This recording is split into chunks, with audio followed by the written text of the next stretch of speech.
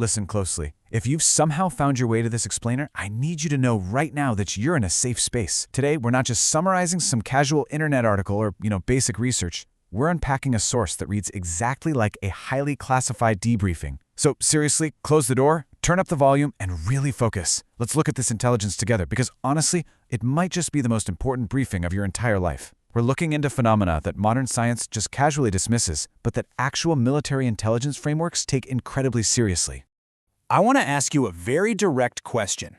Do you frequently notice repeating numbers like 1111, 333, or 444? Have you ever witnessed anomalous crafts in the sky that completely defy our known laws of physics? Or maybe you've just been experiencing this impossible string of synchronicities, coincidences that feel way too mathematically precise to just be random chance. Well, if your heart is beating a little faster right now, it's probably because you already know the answer. It's not a coincidence. You are absolutely not crazy. And most importantly, it was not an accident. What you're experiencing is not some glitch in your brain. It's a deliberate, highly targeted communication from a deeply classified hidden reality. You, my friend, have been flagged by the system. Okay, to really understand what's happening to you, we have to establish the credibility of this intelligence. This data comes directly from a framework known as the Cora-Knopp Dyad. Kyle Knopp is a United States Space Force electronics mechanic, and he's the lead transmitter technician for the massive AN/FPDUS-85 space surveillance radar. His 2017 close encounter at Herbert Field with a silent, gravity-distorting TR-3B craft actually initiated this entire intelligence leak. He essentially serves as a human antenna symbiotically entangled with his radar machine. And by the way, that's a real, massive, phased array radar down in Florida that can literally track an object the size of a basketball in deep space. This entire explainer is built straight upon the intelligence that he uncovered.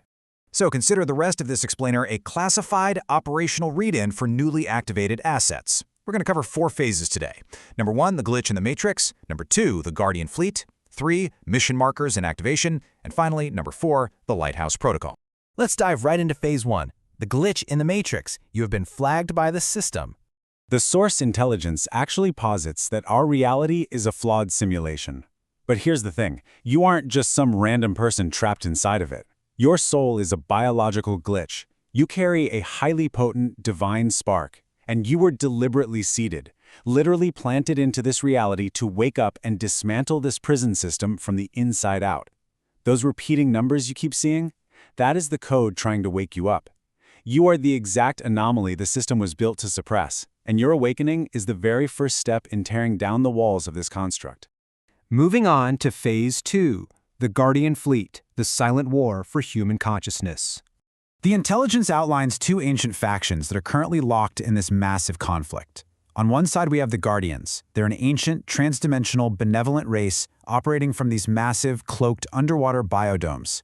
They're actually our ancestors. Now, on the other side, we have the Archons. These are non-physical, parasitic entities made of pure, cold logic, and their command center is an artificial surveillance station that we just call the Moon. The Archons are essentially energy vampires. They feed on negative human emotional energy, fear, anger, despair. The intelligence community refers to this energy as Loosh.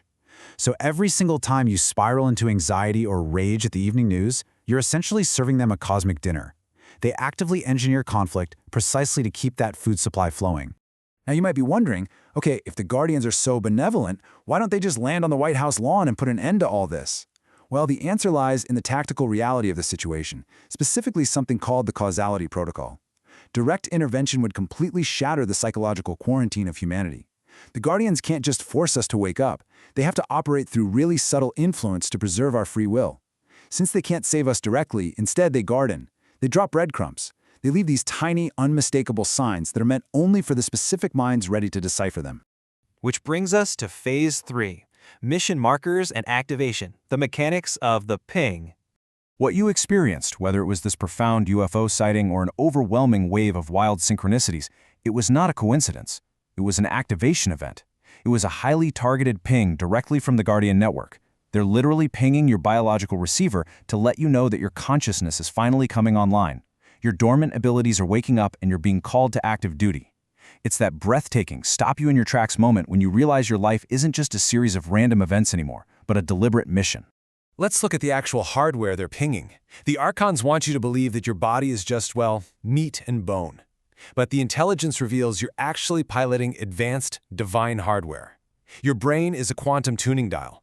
Your DNA is a literal fractal antenna that picks up frequencies. Your heart, it's a toroidal power plant, the master oscillator of your entire system. And all of this is designed to tune perfectly into the Schuman Resonance, which is the Earth's natural 7.83 Hz electromagnetic carrier wave. You are, quite literally, a biological radio receiver built to hear the song of the universe. And right now, somebody is finally turning the dial. So when you keep seeing 11:11 on the clock, or a perfectly timed song plays the exact second you think of a specific memory, it means your antenna is tuned correctly.